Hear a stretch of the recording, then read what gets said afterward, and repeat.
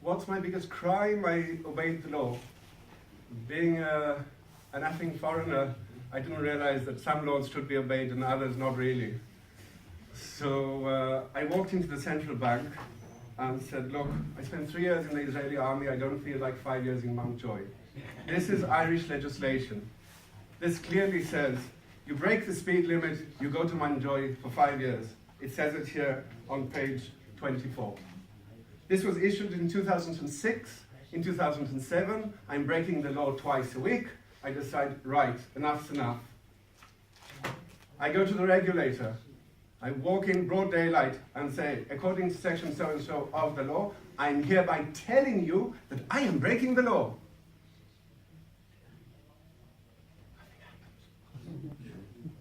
The next day we get a letter saying, thank you for your letter, bye. Bye. It's like, I've just told you I signed over billions that don't exist. A year later, all of the Irish banks needed an overnight guarantee because they all ran out of money. So, where were the risk managers of these banks? Where was the central bank?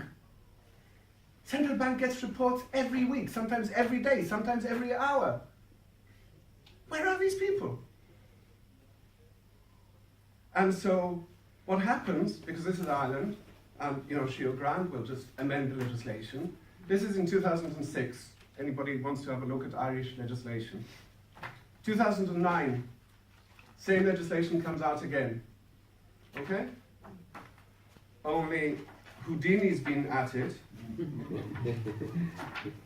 And the section where it says that the implementation will begin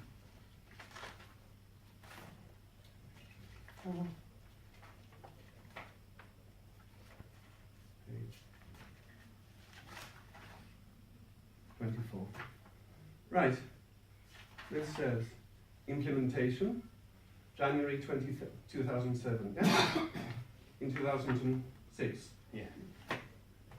2009.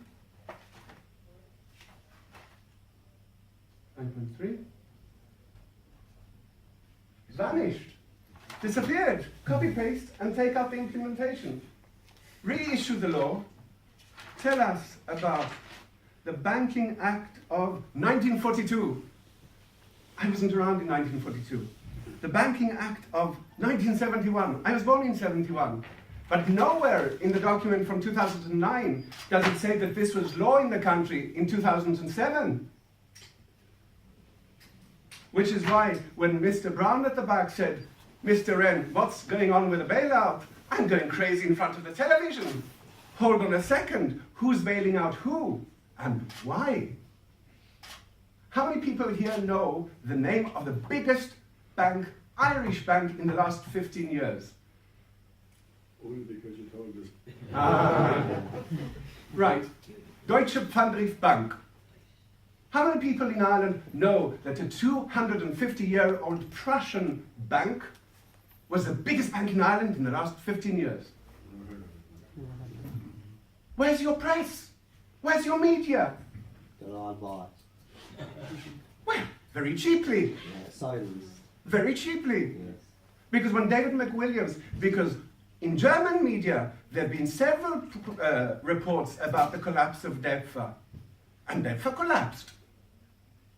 It's the biggest corporate collapse in German history since the Second World War. And why German? Because fortunately, just before it collapsed, ownership was handed back to Germany, so we in Ireland didn't have to bail it out. The total Irish bailout is 75 billion?